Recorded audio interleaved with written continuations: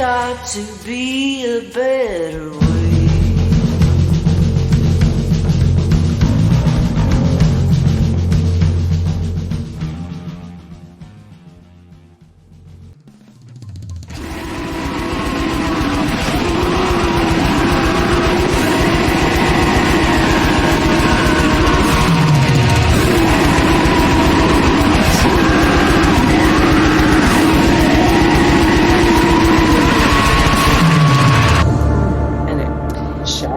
Hello, everyone. This is Miranda coming to you from Youngsville, Louisiana. We're in Lafayette, bro.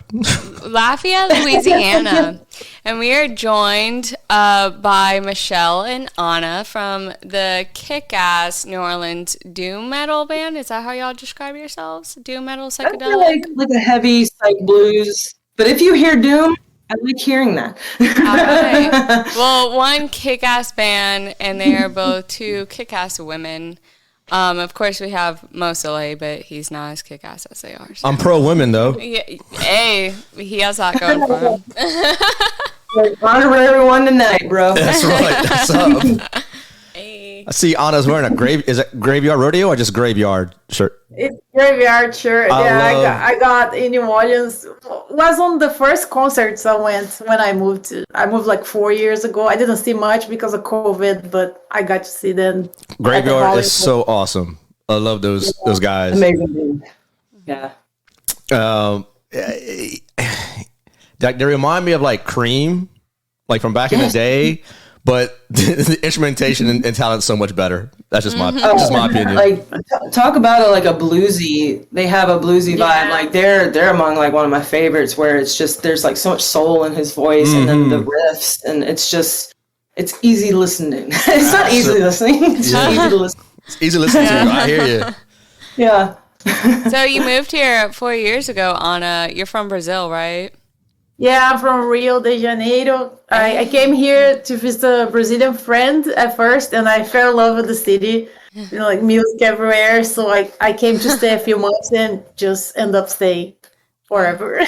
I see you have a cat. I know the listeners don't see this, but I am also a cat lover. Yeah. No tail. As is Elise. I should go get Elise to see the kitty. Yeah.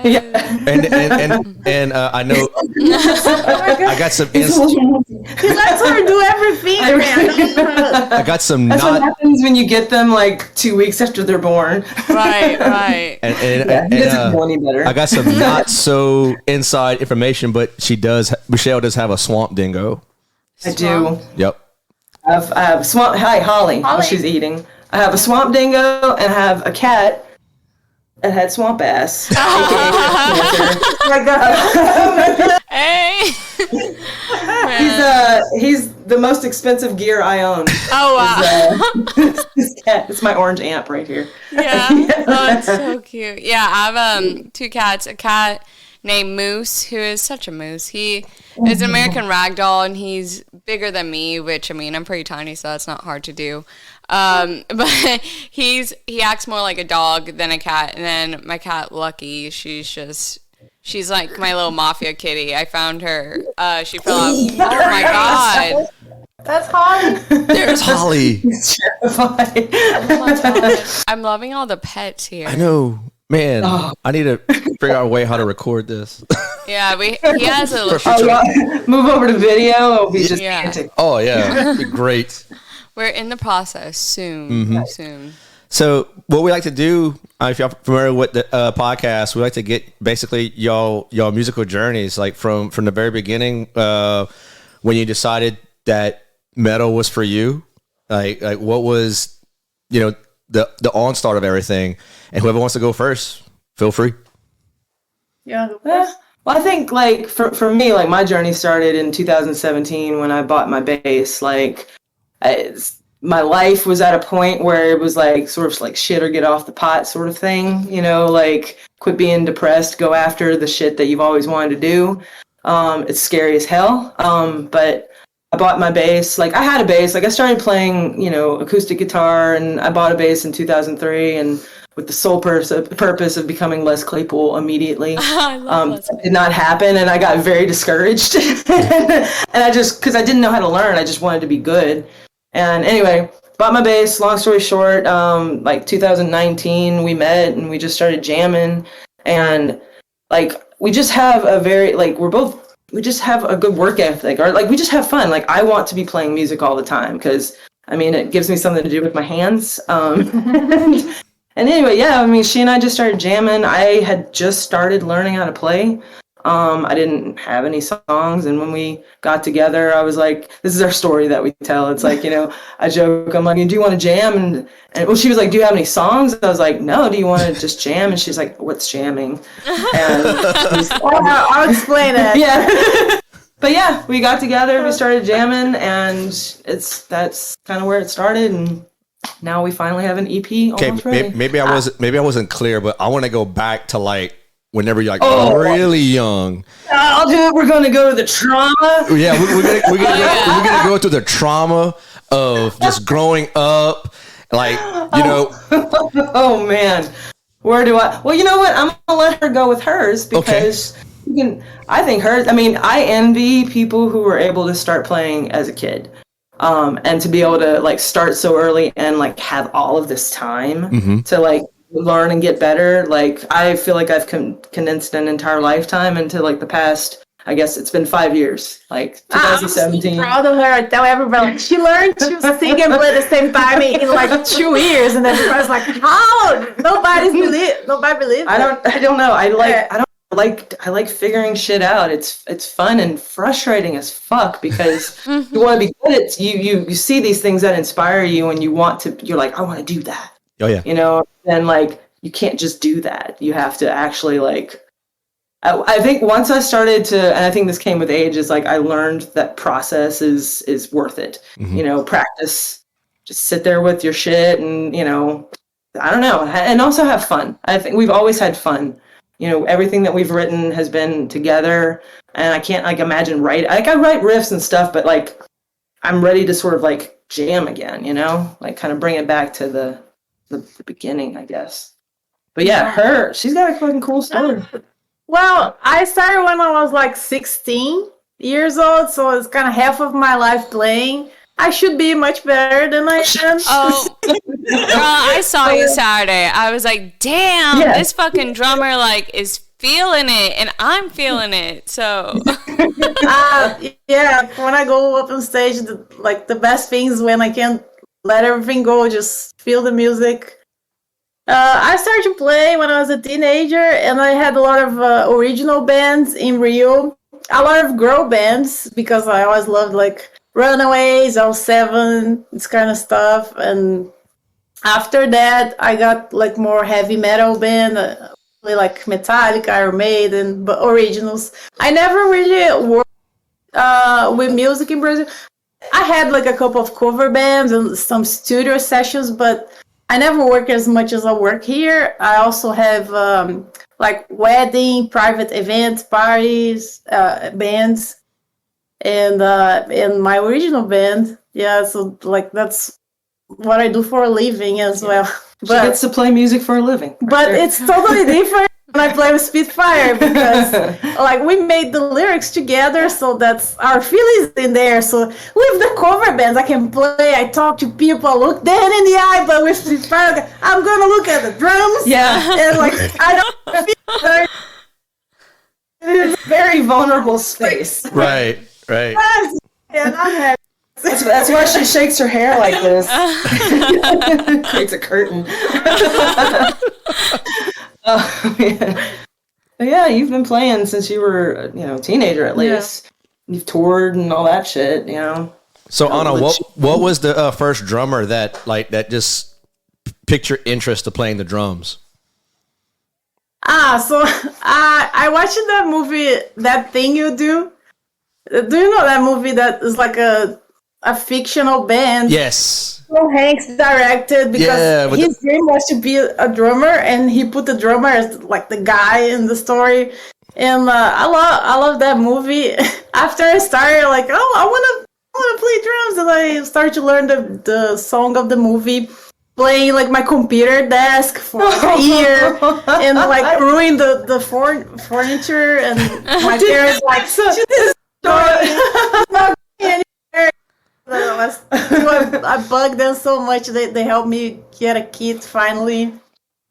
And then I moved to a big city in the state of Rio. Then I started to play more the bands.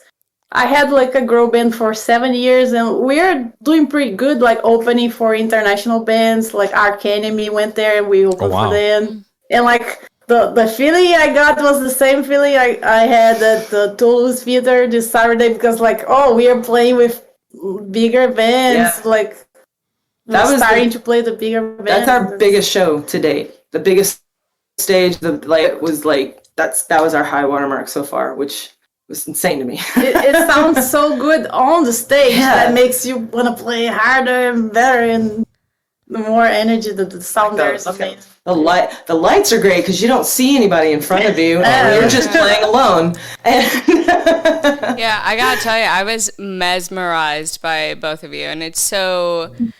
It's amazing that it's just two people playing instrument, like a bass and drums, like no guitar or anything. And so I guess I kind of want to bring it back to Michelle. How did you get into bass rather than guitar? Like, what made you think that this is the instrument for me? Well, I want to be good at guitar. That was like, as a kid, like, I hear the riffs, and it's just music. I feel it. I mean, I think if you really fucking love music, and I think that's why we're all having a dork out session about it, is because we fucking love it, and it's nice to have someone to talk to about it. But I feel that shit, and I just, as a kid, hearing and seeing also like just them performing and stuff, I wanted to be like Dimebag and like Sammy Duet, and like, you know, like huge fan of like. Just the precision and just the soloing. Like, I've always wanted to play guitar. And so, but growing up, music was the devil. If you've ever seen The Water Boy, like my childhood a little bit, down to the speech patterns and shit. No, yeah, like music was very bad, and it was, you know, just especially like rock or metal or anything, because everything was like the devil. But anyway, so like I would kind of sneak music in and like be under my covers listening to like just the heaviest shit as like a kid, and you're just like feeling it in your body. And I was like, from that moment I was like, I want to do that. Like, I want to be able to do that. But like the most I ever got was an acoustic guitar, like for a senior present. And then I went to college, and it was just, I didn't have time. Like, basically from that point on, like life took me in another direction, which was smart, I think. But like in 2017 is when I just was like, okay, I want to be an artist and a musician. And whatever the fuck that means and what that takes, like, it's going to take because I have worked really hard in my life up to this point. I think that's the difference from being a kid. You have just energy, but you don't have the work ethic yet, you know? And I think I have the work ethic. I fight for the energy now to get to it. But yeah, I bought the bass, and solely I wanted to be a bass player. I love guitar. I realized like I think I'll eventually be able to do it, but I've surpassed that. I don't want to, you know, be that. You know, just listening to like people like Geddy Lee and Les Claypool and John, like those bass players that, I mean, fucking Cliff Burton, man. Yeah. Like, I love Cliff Burton. Like, the fact that I can gear. I'm not going to go on a gear rant. Oh, yet, no. We're going to talk about gear. I'm just letting you know. I want to feel. In the words of a friend of mine who plays really, really loud, I want to feel the air sizzle. Yeah. And fuzz and metal and all that stuff. I've always been drawn to like very aggressive, heavy, tormented shit. But as a bass player, I love the role of a bass player, because you're like this beautiful thread between like the brawn and the beauty, and you can sort of like maybe be the brains or maybe just be like the really quiet, sensitive one. But like, I think you can see the whole and be able to bridge this gap and let them do their thing. But I feel like everyone's going to feel the rhythm no matter what. Yep. You know, I think you hear the solos, but you feel the drums and the bass. And so I like love Les Claypool and Geddy Lee. And I just loved seeing people doing something with a bass that was unconventional. Because I swear when I first started playing bass and I was like just doing my own thing, and I would jam with people, they'd be like, what the fuck are you like? What? Just because I didn't know scales yet. I didn't know what to hold. I was like just filling space, right? Yeah. The jam story. Because in Rio, like to rehearse, we rent studios for hour. So usually, like the guitar player makes the songs at home and send to us, and we study at home, and they just go to studio to play that thing, you know. And when she was like, "Let's jam," I was like, "Never did that before." Like, Brazil's like, time is money. Yeah. Nobody rents a studio for almost nobody rents for like a month. So like I had a hard time in the beginning. I was like, oh, I was like, just play something, man. Just play something, and then like just feel like I do. Like, oh, okay. Like I didn't know what I was doing. I would just sort of like find something that sounded good, and then like just move my fingers around. Then eventually, you play enough dorky shit with wrong notes, you start to kind of figure out where there's no wrong note. I've realized that. That's when you get into like prog territory. Or jazz, yeah. But yeah, I love playing. I love doing things with my hands. So like drawing is a passion of mine, playing guitar, playing bass. But I fucking remember just hearing Rush for the first time. And not only is this guy doing what he's doing, but he's like singing, and like not only is the band amazing as a 3-piece, but they're doing these huge, like, their sound was huge. Mm-hmm. I mean, like Rush will go down, like, in history as, like, one of my favorite fucking bands. And it's, like, they were weird, and it took a while for people to kind of get them, but, like, they're legends now. Same thing with, like, Primus, you know? Like, Primus has aged like fine wine. Like, Les Claypool is such an amazing musician. And, yeah, I've always been drawn to, I guess, maybe the unconventional. But then when we decided to be a duo, I was like, I got to really fill out the space here and learn how to sing at the same time. And I never had so much space to create. That's why also another reason that jam for me was very new, because I just learned the songs how they were and when to play. So for me, the learning experience being a duo was that, like, being able to let it go and feel more spaces. Yeah. And for her was like singing and playing at the same time. Well, just being given the chance to like play with someone, but play with someone who wants to do something, you know, like whatever that is. Like I that's when I started to realize this is work. It's not work, but it's like you gotta, if you want to get good, put in the effort and like play every day. And I knew I had such a huge learning curve. So it was just this like drive, this calling, this pulling in me that like, I don't ever want to stop. Like, cause it's, like I said, it's something I wanted to do since I was a kid.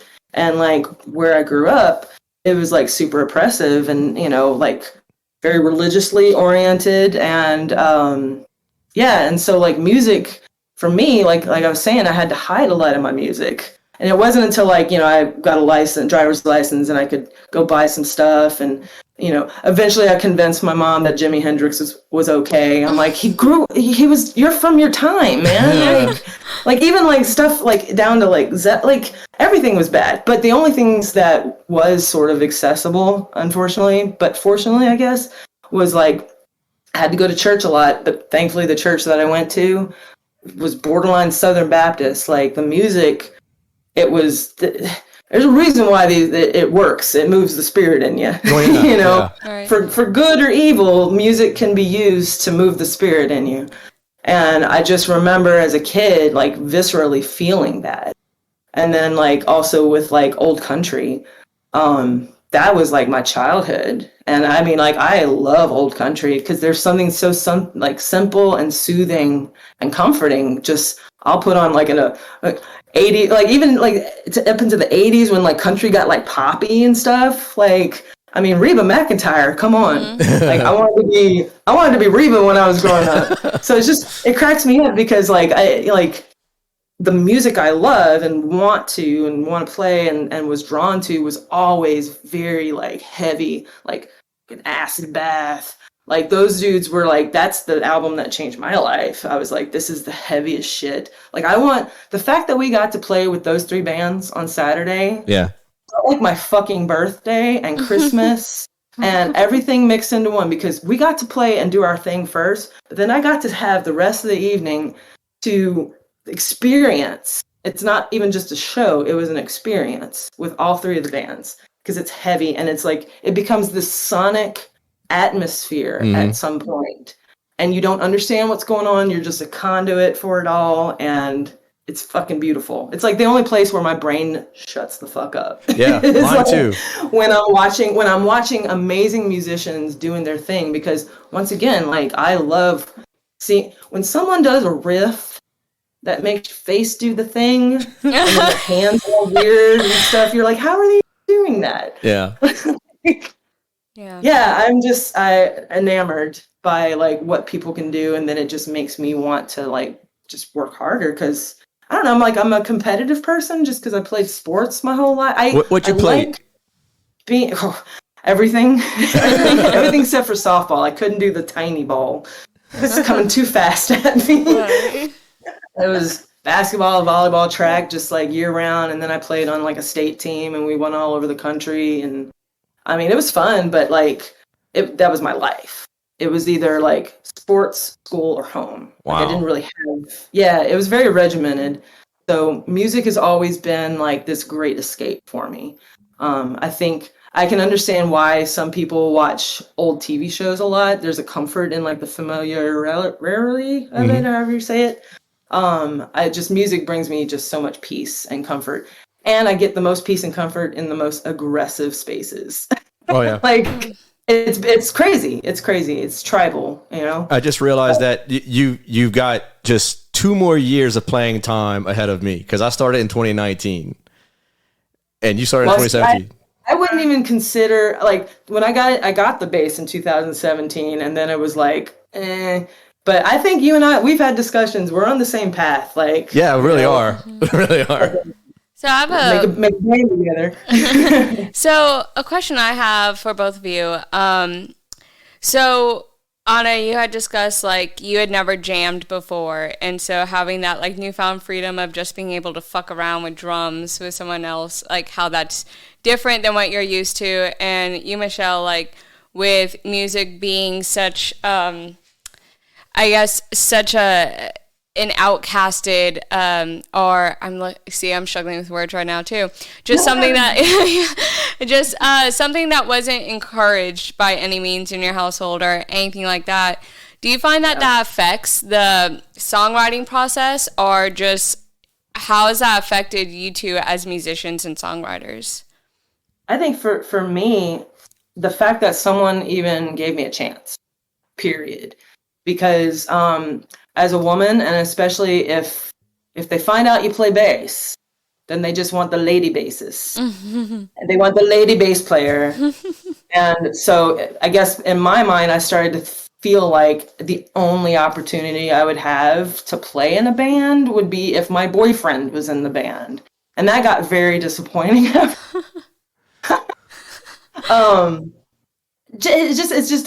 not going to work out. And I also wasn't good. Like I didn't know what the fuck I was doing yet. I was trying to just do something, and it ended up being whatever someone else's vision was.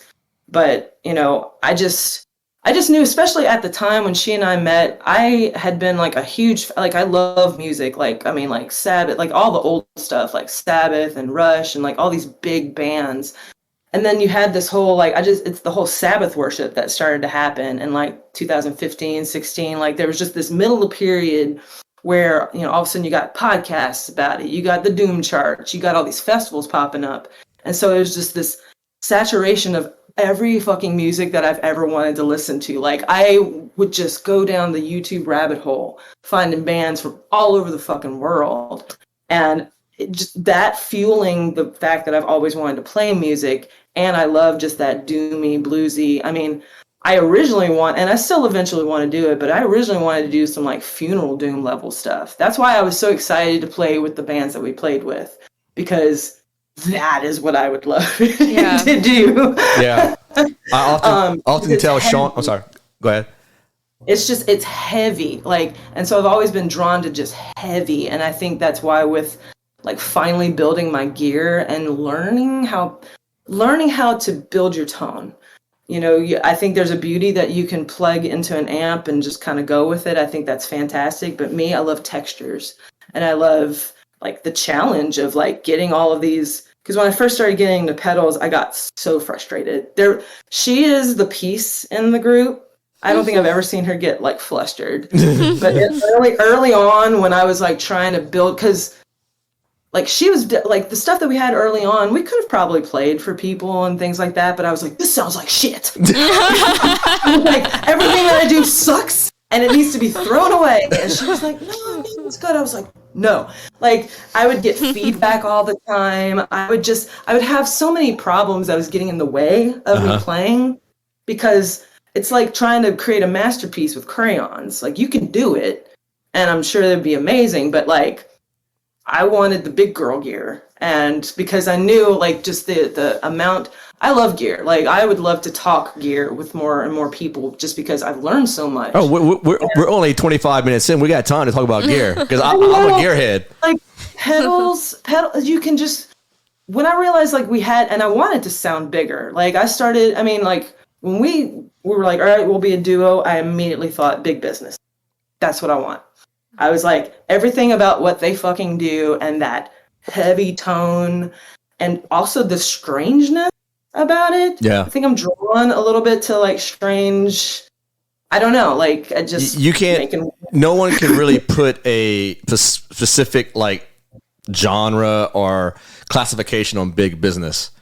It's exactly. Like they're just so unique. They're so heavy. They're metal. They're avant-garde. Yeah. I love big business as well. And I think it's two people having a lot of fun, just having a conversation. I think it's great when you can't label. You can't because like, I would like, in the beginning, I guess I was very much, genre oriented because I knew what I liked to hear. And I knew, man, that'd be really fun to play that and make that. And so it was funny to go from this, like wanting to be like fucking like heavy, like fister. Like I fucking love like heavy, like decrepit level stuff to, hey, we're kind of bluesy. Yeah. Hey, in the beginning, sometimes I would just let her figure it out, go for a walk, and then come back to rehearse. Yeah, she was so frustrated, like screaming her stuff. Like, okay, I'm going for a walk. I went back. It reminded me of when I was like in school playing basketball. Like I was a cunt, man. Like I was. Hope I could say that. It's a podcast. Oh, yeah. You totally could say cunt. Yeah, we love cunts. I want to do good. I want to do well and do my job. And when I don't do my job, and when I mess up, and that was the kid in me. I didn't know how to like cope with like messing up, you know. Mm-hmm. And so like it was very frustrating because, like I said, like I in my mind I feel like I should already be able to do the thing. And then I'm like, why don't you know how to do the thing? And my brain's like, I don't know how. I'm like, well, do it. And so what I got to do is experience the process finally with someone who was patient with me, who she just, if I was having a moment, she'd just be on her phone, you know, and I'll post stuff. She'd be posting stuff, and I'd come back and we'd regroup. But the game changer was gear for me, frankly, because it was in my head.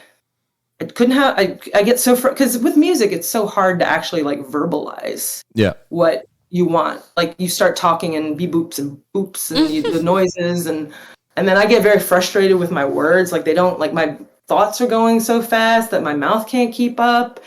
And then I'm just like, I'm shutting down. And then I think you and I might have been separated at birth. That's what I was thinking the whole time. Hey, man, I'm like, I'm getting this girl's number. Miranda knows this, but I grew up in Crowley. Yeah. So I think maybe we're all related, probably. Probably somewhere. No, I was about to say, like, you know, keeping this about y'all, but I mean, I can't wait for this to air because I feel like what you're saying right now about just like anxiety and that artist curse, whether it's because I'm a writer and I also have like a lot of anxiety. I mean, just a little while ago, I was like, why can't I think of a fucking word that I wanted to say? You know, this whole and like even when I just because I'm still fairly new to the metal game. I say this on every podcast. Every podcast you say this. Yeah, because so new to the metal game. Yeah, because I love metal, but I'm like I'm gonna say something fucking stupid, and so I need to remind people that like I don't know as much as them because I'm gonna sound stupid. So you know, I feel like I feel like that's a lot of that's something that I feel like a lot of people can resonate with, especially like musicians. Yeah, musicians are people who have an interest in it, or just people who put pressure on themselves, just wanting to be good at whatever it is they're doing, and you know. Yeah. And I think there's that double pressure of also being a woman. Right. Period. You know, like where you prove like yourself. Early on, like, you know, playing with a girl was just like, no, it was just, no one ever took me seriously. And it was very frustrating because I was very serious about like wanting to do something. And there's a lot of elitism that you have to kind of wade through. And, you know, just, it's a very male dominated space. I think it's a lot better today. I love being able to see all of these younger bands. Like I just stumbled on a duo. And I was just like, holy shit, like the kids are all right. Like the kids are making some amazing stuff. And I love seeing like more girls and more just femme presenting, not just, you know what?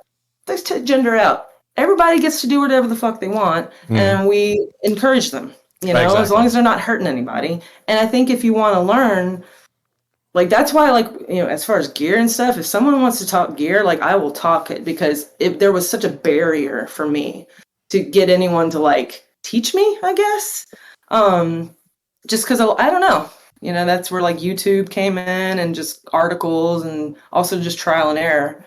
But I'm very lucky to have a bunch of guys around me that are willing to just like talk shop and like help you out, you know, or just sell you a good amp and, you know, just support your shit. And so, yeah, no, I feel you. Like in fact, our single that we're about to release is about overthinking constantly, just being your own like circle where you get trapped in and you just overthink everything. Yeah. Very philosophical lyrics. In Brazil, I try to do other things. Like I studied philosophy. I graduated. I tried to work with veterinary, but Brazil is very artistic, but doesn't value art as much as here. So I couldn't make a living there. So like, I did the philosophy, but I wasn't happy, you know. So I had to move somewhere else so I could play more. And here I finally can. Yeah, I mean, she's like Nowhere we've written together, but that was mostly your lyrics. What happens is because of the broken English.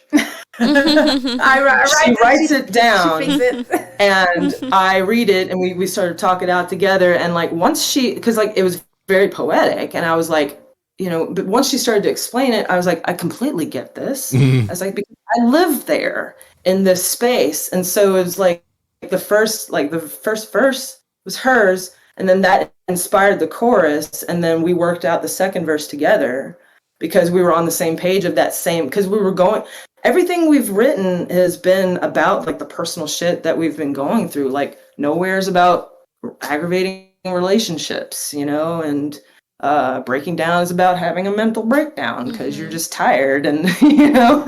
The instrumental wise, sometimes I start something on drums and she do something on top of it, or sometimes she start on bass and put on drums, so we feed from each other. Like once we start, if we play something and it happens like that, we'll both be like, we feel the goosebumps. Yeah. And then we start laughing because we're like, that's cool. It's sort of like where you did something cool. You're like, what the fuck was that? And like, I record everything because I will never remember whatever magic we just, you know, did.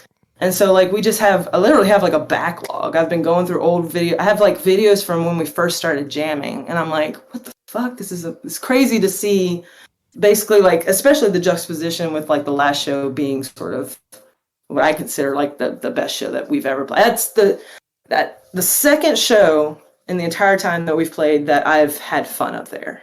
But it was that was the most I've moved around. Usually I'm very stationary because like I'm so overwhelmed.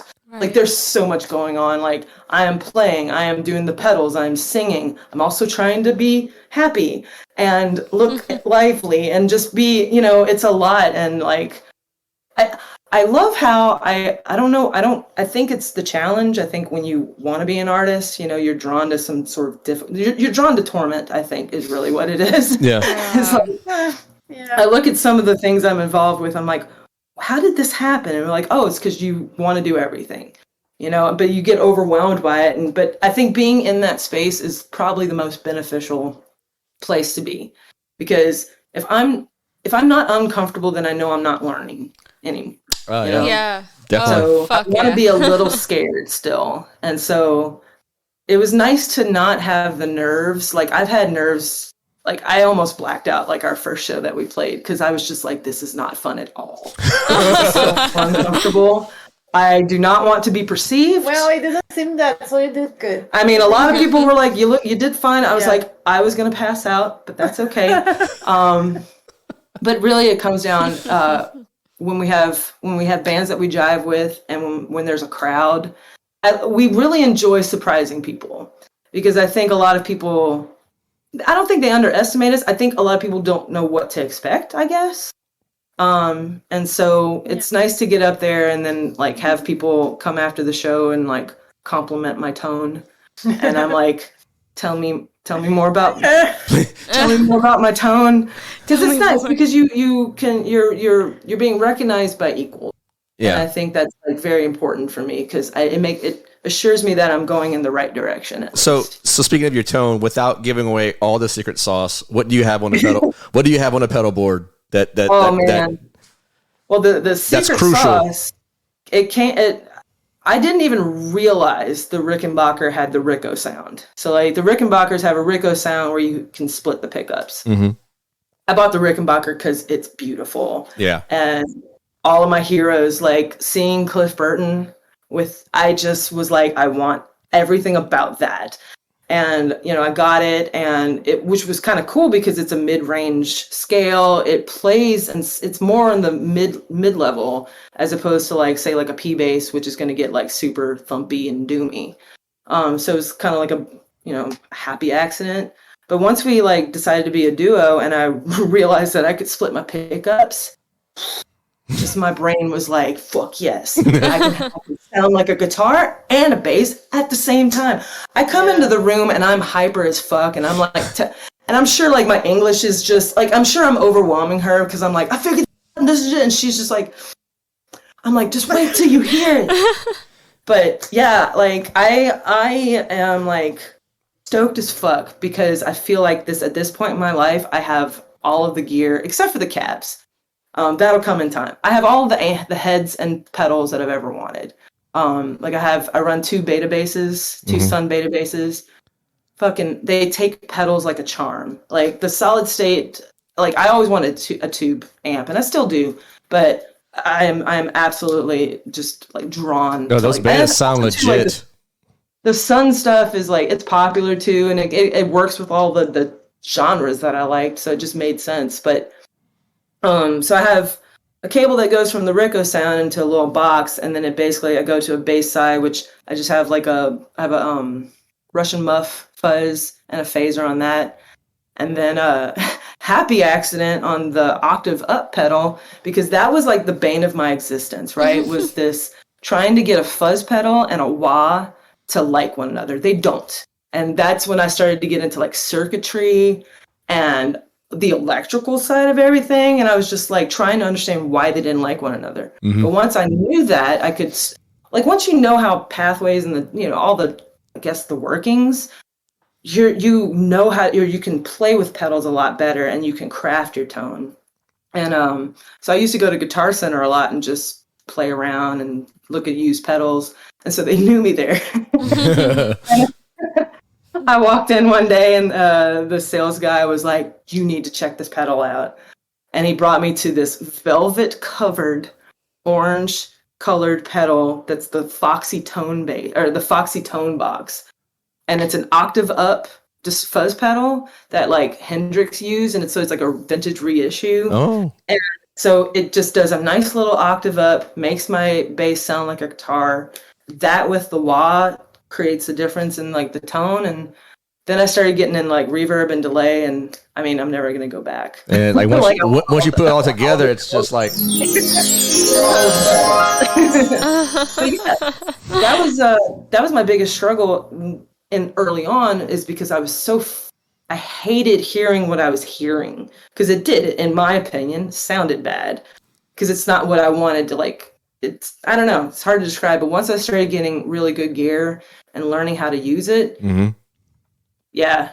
So to be able to hear my tone on that stage with that sound system and then I got to play through 2 really nice cabs. So it was the highlight of my life as far as right now with music, as far as it goes. So I got a pedal that you might be interested in. We're gonna talk. It's called the Necronomicon. Oh, I know that one. It's by Lone Wolf Effects by Joe Anastasio in Texas. I mean, it's so much fuzz. It's borderline fucking distortion. Isn't it ridiculous how some of the circuitry can get so wild? Yeah. And But I mean, I remember you telling me about the whole Funeral Doom project. I think that would be the pedal for you to do it. Well, we're gonna talk. My favorite thing, it's as compared to an artist with their tools, their pencils, their different craft tools. The more you have, like the bigger palette and the different things that you can make, and so. I just love getting in there and like actually crafting a tone that works with what we're trying to do. And I think I'm really proud of it. I'm really proud with like the recording, the EP that we've got coming up. Like we big shout out to Dwayne from OCD Productions. Like that dude really helped us a lot. He's the third member of the band, as far as he could see where we wanted to go and was also able to help us craft and sort of rein a lot of things in. Like he helped me rein my vocals in, because I get a little diva like ish. Yeah, I can hear that. I don't want to, but like I can't help. Like all of the fucking inspirations that I have is like Aretha Franklin, James, and like. Even down to like Robert Plant and Dax Riggs and like all of these people that are very powerful singers. So he helped me tone it down a little bit, and it makes it so much easier. I mean, I personally liked it whenever you were going like Diva live. I mean, it made the sound so much bigger and so much like it was just like, man, she could like just belt it out. It's awesome. There's one note in Hunter and Prey that I did as a joke, as a complete joke. I was like, because I just like making noises. I go through my entire day just making noises with my mouth. And I just call it like my Dio note, because it's just like really high, but I could hit it. And I was like, well, but it took me a while. I was like, is it too much? No, I was like, no, you know what? I'm going to own it. I'm going to own that note. But talk about feeling like you can fly is when I started to understand how to sing, because it's an instrument too. Mm-hmm. Like I've always just sort of mimicked. I've been able to mimic what I hear. So I could always get pretty close. But once I started to learn breath control and like your diaphragm and where things need to come out, like being able to sing that way, I can't. I speak with other singers about this because they feel it too. You just black out. You're gone. Like there's been times where I'm sitting in my house just playing my guitar, doing my little cover acoustic stuff, and I'm hitting everything right, and then I'm done and I feel drunk. Mm-hmm.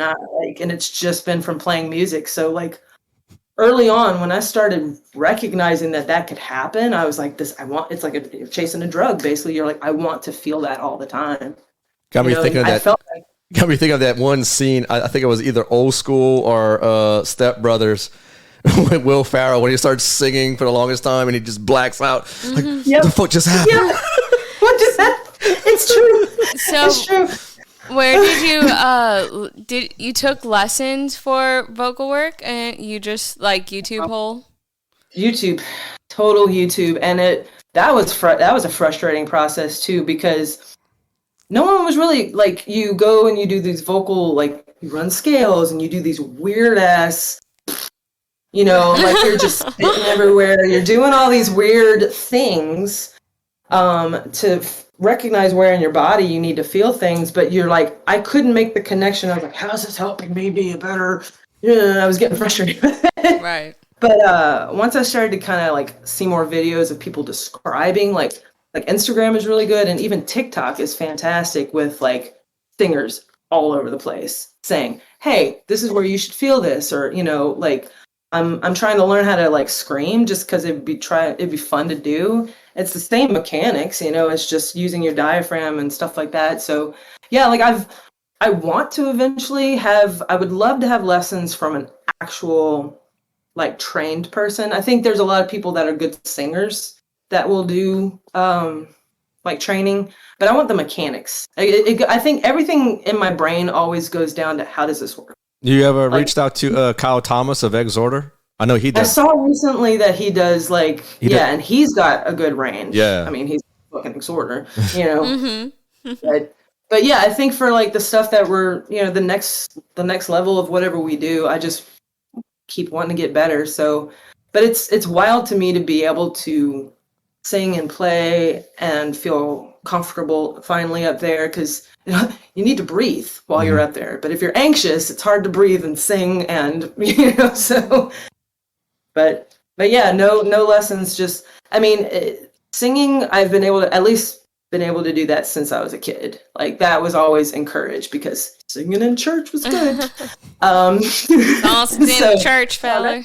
Yeah, like, I just was always singing, so that's like one thing that couldn't be taken away from me, because a lot of stuff was sort of like either off limits, or if they found you with it, they I got really good at hiding things that I like.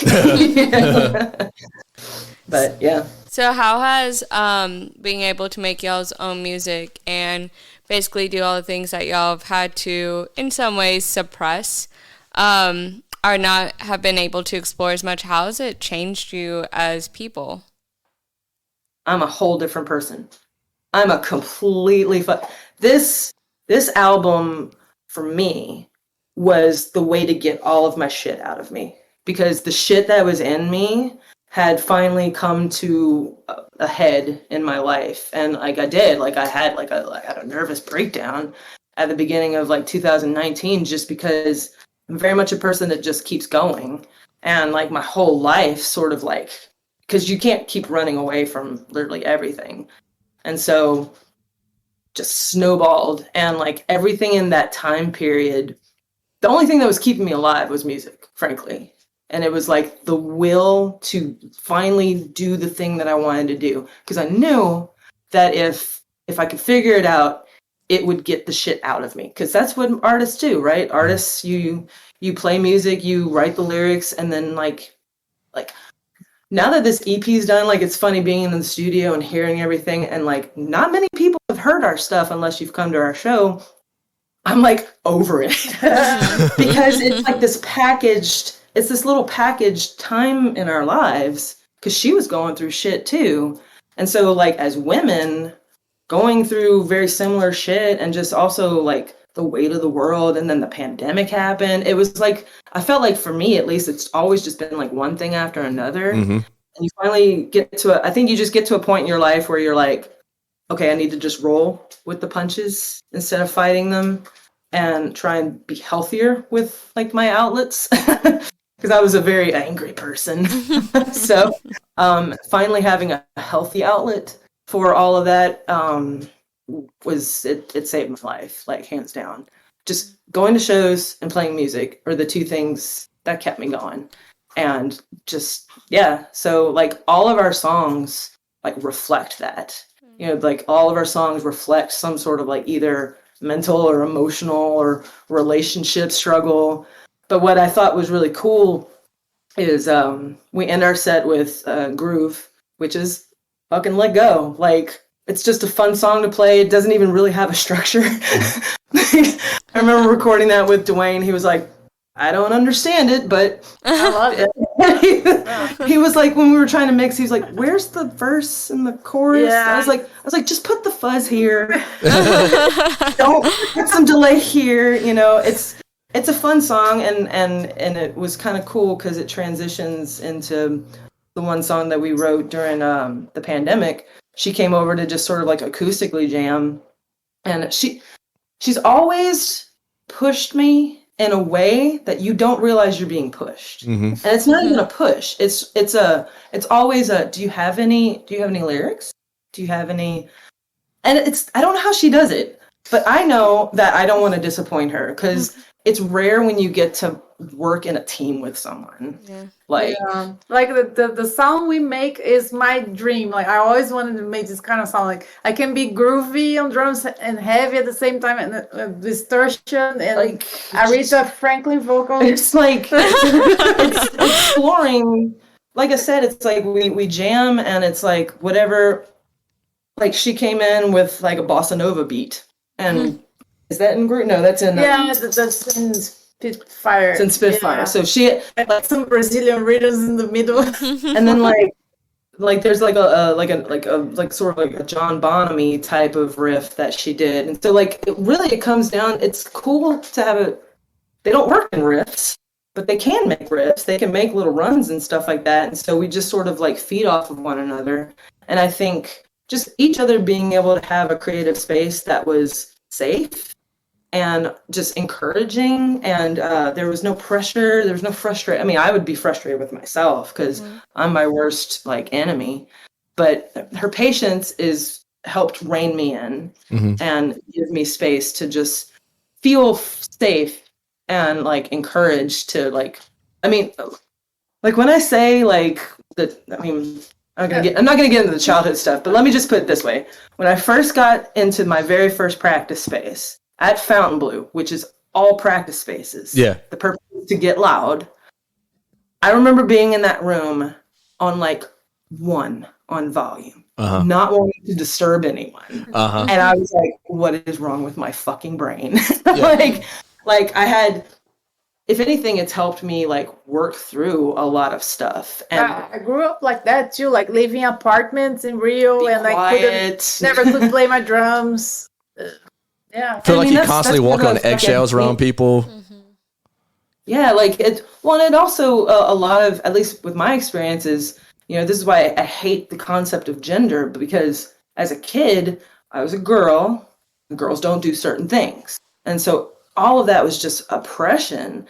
And so when we were finally like trying to come up with a name, like I realized Spitfire is not the most accurate, or not the most original. You know, you see a lot of bands that are like named after the plane, or, you know, and it's a bunch of like cover bands and dudes and, you know, stuff like that. But for me, like I remember being called a little Spitfire, and it's derogatory, you know, like I don't know if you know, like the Spitfire is like a fiery, opinionated woman, and that was highly discouraged, you know, throughout time, really. So it was sort of once we started to see all of our songs coming together, and then also just the time period in the world too, with everything that's going on in the world, and like gender, and also women just in general having a lot more opportunities. Like I see so many women now playing music, and they're like kids, and I'm like, fuck yeah. Like, how can I help you? How can I encourage the fuck out of you? Because they have the opportunity, and so they're just going to get better. Yeah, speaking of kids playing musicians, just after we had our little a chat earlier, I was on Instagram and I saw Ellen plays bass. She's like 9 years old. This little girl is 9 years old and like playing all kind of like funk rhythms. Yeah. Like she's playing Led Zeppelin. Makes you feel like, and I was like, I just want to quit. Because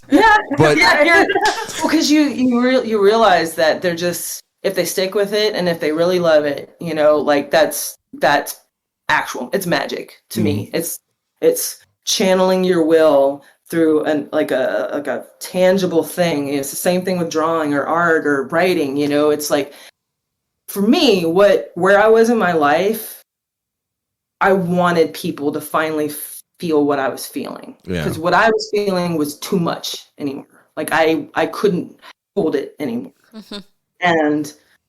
But I also wanted people to not feel alone. And I feel like a lot of people, they may not maybe get what we're doing, but they can feel it.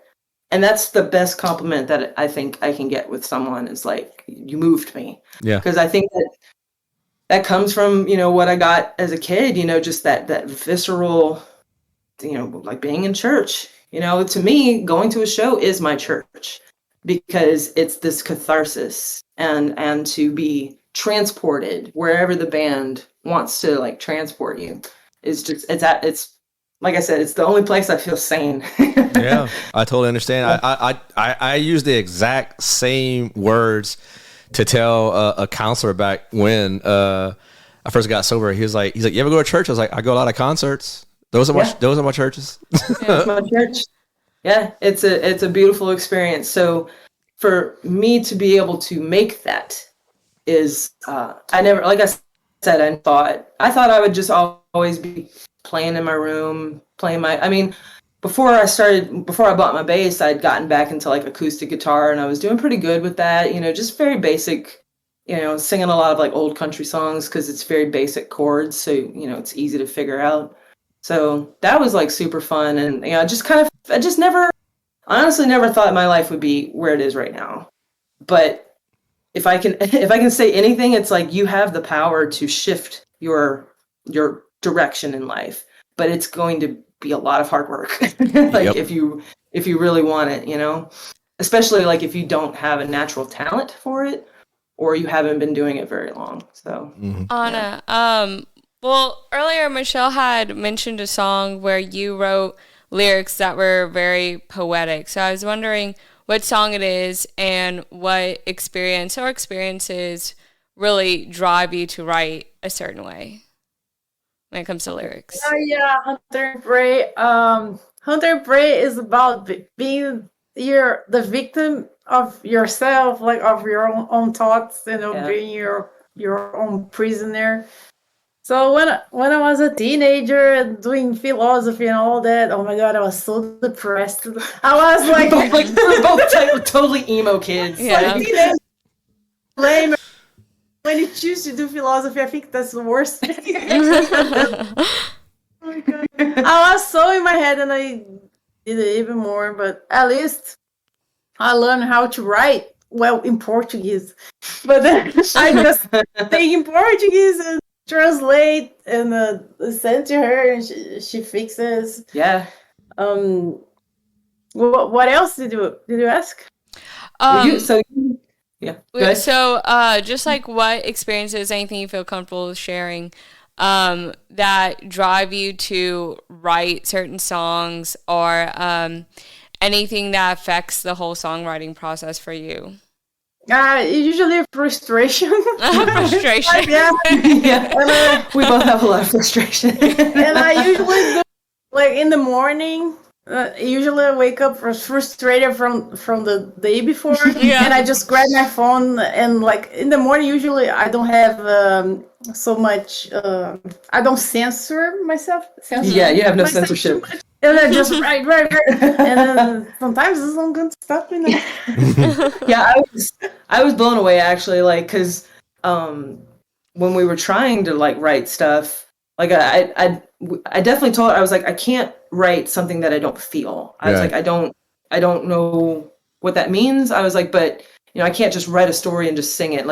So I was pulling, like, I'm not a writer, but what I was starting to do through a lot of therapy was journaling, doing the same thing that she's doing. Yeah. And just starting to kind of pull moods from things and just sort of crafting the lyrics around that. But like Nowhere, she mostly wrote, Nowhere and Hunter and Prey, I think, are the two ones that you did. And I just sort of took the translation, understood what she was trying to say, then we would craft the chord. Like we would craft everything together. Like everything that we've ever done has been like 50-50. And like I can't imagine like playing music with anyone else. or even just being a bass player for anyone else. Like I love being able to explore everything that a bass can and probably shouldn't be doing. You know, it's like, I feel like if someone tells me I can't do something, then that's like going to be the first reason I'm going to try it, you know, but I keep telling her she's the best player I've ever had. She doesn't believe me. Like I had a lot of girl bands in Brazil, and I stress so much. Like I don't know, so many people in the band. It gets harder, especially women. I love to play women, but like 5 women. Yeah. I learned so much stressing with them that with her, like I've been through that already. Sometimes she knows. I know she gotta go through some stuff. Yeah. I just let her go through it. I don't say anything. But most of the stuff, I'm not gonna stress at that. like you laid some Buddhist level shit on me one night. Like we were done. I can't remember the context, but I was telling someone about something, and she goes with this like Yoda level confidence. She was like, I just allow her to go through the process. I think that's what you said. It was like, and I stopped for a second. I was like, so you've been seeing me struggle this entire time? And you just let me, but no, but she had the wisdom, right? She had the wisdom to get out of my way, and she knew that I had to go through it. So that was very wise. Nobody believes, like our first show, she said she could have fun, but nobody believes. Everybody, like I told her that's her first show. Like, well, it's my brain. I think a lot of people's brain is their worst enemy, right? Absolutely. You know, I know mine kind is. of going back to and I think if you're a creative, you're your own worst enemy. You can get in your own way a lot. I've learned going through this whole process, becoming a musician, like I can fucking say that now, is insane to me. Is just mind blowing to me because it was better than it is my therapy. It's the cheapest. I just pay band rent room like every month. That's my therapy. I get to go in that room and be as loud as I fucking want, and no one can tell me not to be. And you know, to me, I feel like my voice as a woman, as well as just like my sort of experience in life, has always been told to, you know, don't be so loud, don't be so excited. Like I am not shy anymore. I'm a very intense person. I love what is happening right now. I wish I could do constantly is to have very intimate, you know, conversations about things that really make you tick and like what makes you want to live. Because that's just where I built a cabin on that cliff. I just live there year round. It's just in this intensity. But it's nice to have an album where I feel like I've shed a lot of weight off of my soul, frankly. And I'm just so fucking excited because I was just looking through all of our videos. Like I said, I've documented everything, and I feel like I've watched myself as a kid grow and go, well, goddamn. You did it, kid. You did it. You did good. You know? Did real good. You did it. You're a good kid. Yeah, But I did a lot. I mean, you did a lot of firsts this week. I mean, you played Toulouse Theater, and you come on the podcast, and I had to check with the stat department, but pretty sure you're the first person to say cunt on the podcast. Yeah. So bravo. Yeah. Tales from the riff, more like tales from the cunt. yeah. I've had to. That was like the cheesiest, worst joke I've made all day. We need to make that a shirt. Yeah, let's do it. And have Michelle's photo. Yeah, like do the Spitfire logo y'all have, or just like tales from the cunt. yeah. Then we can Tales have from the like cunt. on Maybe his face with like That's Yoda ears. the name of our next album. That'll be our funny Tales album. from the We want cunt. to do all kinds of, you know, like we're doing like the album is what it is, and the show that y'all heard is what it is. But it's like that doesn't mean we just stay that course. It's like we have a lot of fun in the studio, and there's like a bunch of like little funny songs that we've done. Big Bone Lady is one of them that just because tats, yeah. Do we want to tell them about that? Please, yeah. please. I mean, he got you now at this point. We don't. No, we're not gonna talk about tats. Damn it. Damn it. Maybe one day in person. But yeah, I lost my train of thought. What were we talking about? Man, I have a killer idea. Cunts. Yeah, we're talking about Yeah. Talking about cunts. Yeah. Y'all should do like a cover of Country Girl by Black Sabbath, but it should be like Country Girl. Country Girl. I love the idea of unconventional covers. I mean, like, we did a cover of A Change Is Gonna Come. It's just using the lyrics, but you know, that's like one of my favorite songs. Like the Aretha Franklin version of that song, I probably sing almost every day, especially like when I was like in my like super like dark period, because it's just like keep going, just every day, just get up, try your best. If you do that, you know, and hopefully the world doesn't fall off around you, you know, your change will come eventually, you know.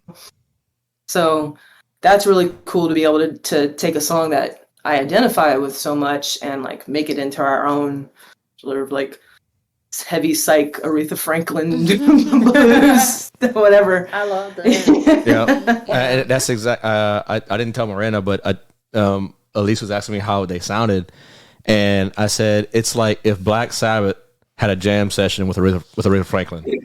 Like Accurate. I mean, that's fantastic. Oh, and I love doing podcasts like this because we can say now we've played enough and we can hear our stuff that we can categorize ourselves in sort of the heavy blues. That's for sure with like rock. But it's good to get feedback because it helps to sort of give us perspective from like an unbiased view of like what is the listener actually hearing. You know, like I might be wanting to do something, but it might be completely perceived, and it'll be perceived by everyone a little bit differently. And I'm glad we went to the show because like I had been following y'all on Instagram for a while because I remember y'all went live and y'all was on your way to Freetown. Yeah, and I was like, oh man, this sounds like it would be a cool show. And I didn't get to see y'all play that weekend, but I'm glad I didn't because I got to see y'all on the big stage at Toulouse Theater, and the sound was just huge, and I had no idea what to expect. And like whenever I started hearing the that fuzz tone of yours, I was like, I literally thought that Holloway the DJ like just cut to Electric Wizard, and I was like, and then I saw Auto Drum, and I was like, oh shit, they're starting. playing. Yeah, it's like I need to go and fucking investigate this. That's we love playing live. For as much as I was saying it like kill it makes me so anxious, and it's just because it takes a lot of practice. Like I have a lot of stuff going on because I am wanting to use my pedals and I'm wanting the gear. Like there's a lot of stuff to process, plus sing and all that stuff, and so it was always very overwhelming for me. But the best thing in the world would be for someone to come up after the show, especially some person just sitting way in the back, not even seeing us. That's happened several times. Is someone just like shows up, and then they're like, we thought it was 3 people up there, and I'm like, that's the point. Yeah. We want to sound as big as possible.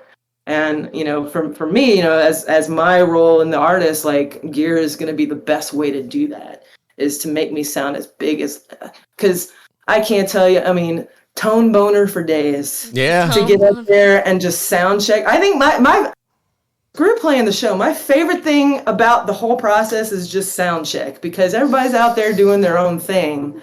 And I just fucking hit that orange velvet pedal that I have, and it's just the heads start to turn a little bit, and I'm like, yeah.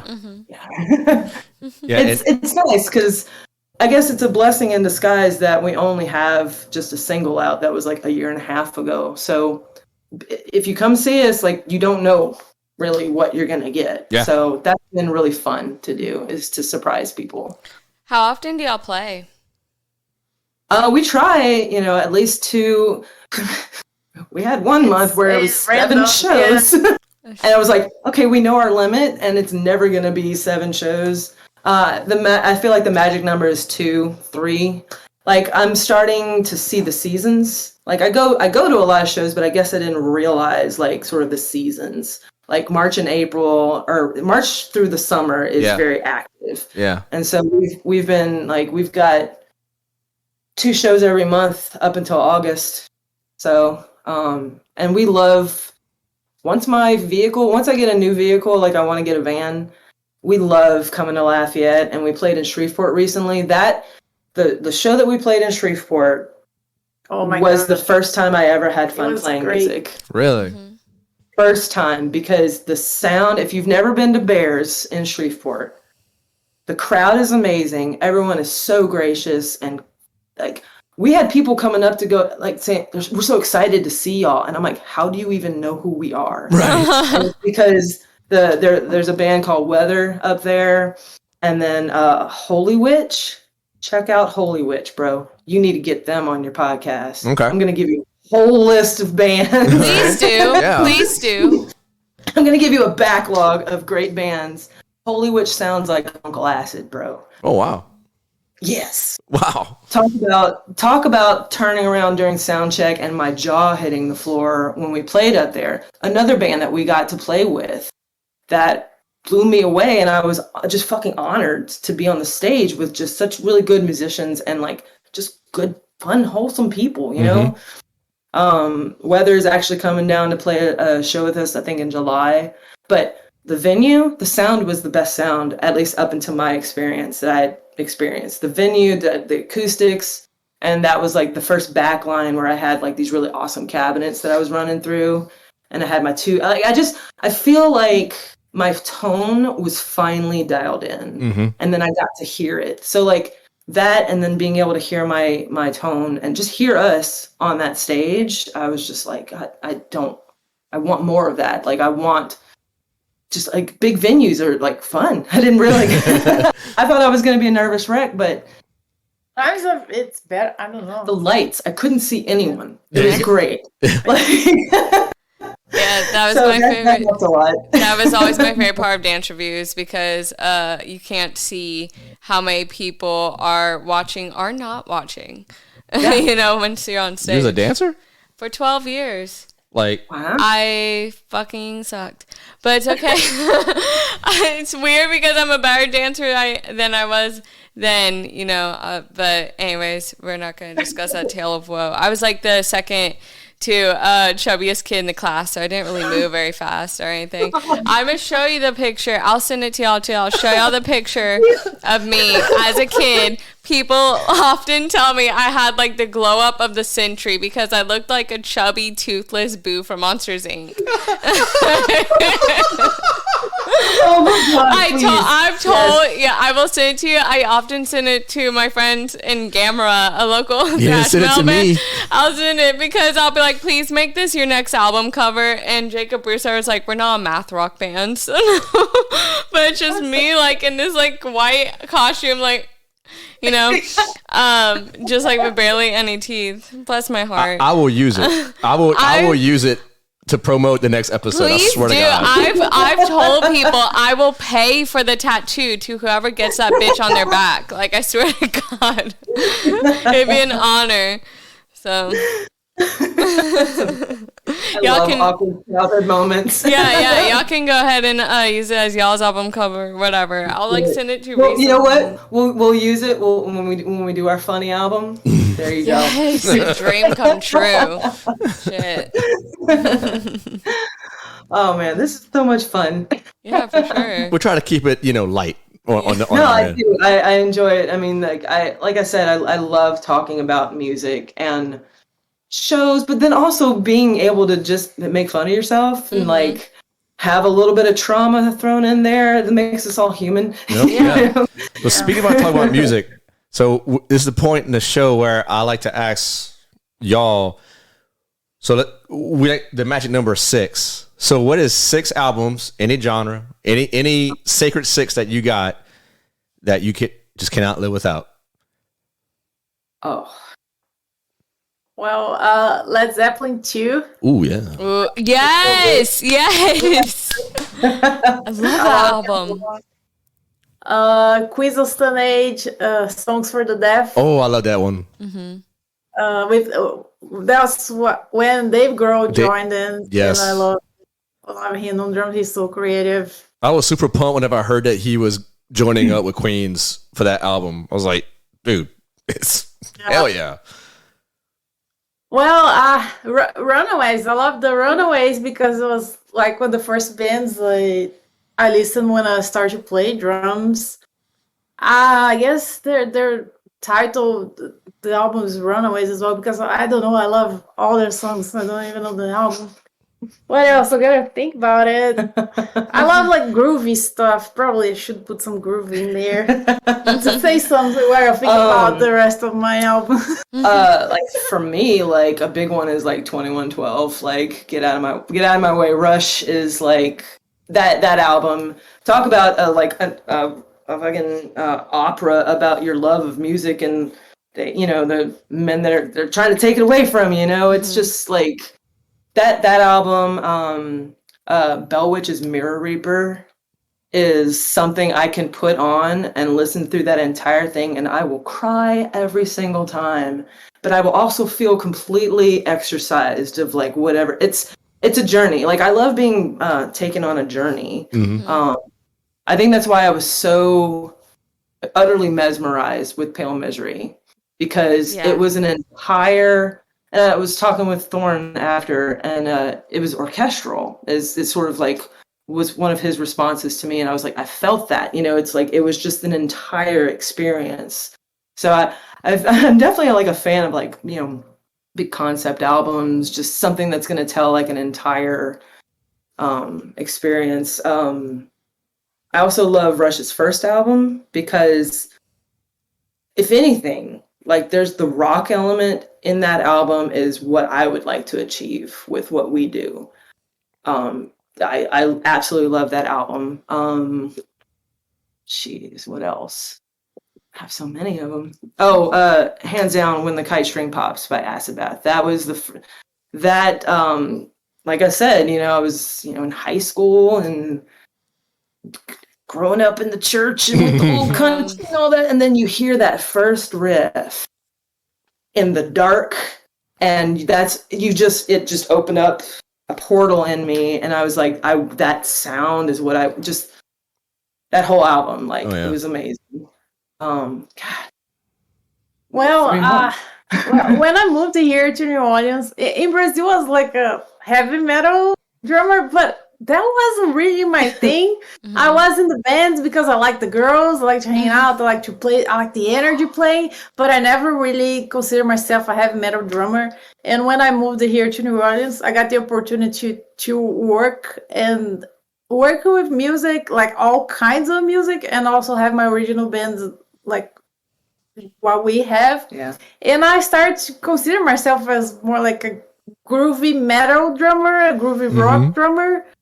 So I think what I like on drums now are like more groovy. And when I heard the Meters here from New Orleans the first time, that drummer changed my life too.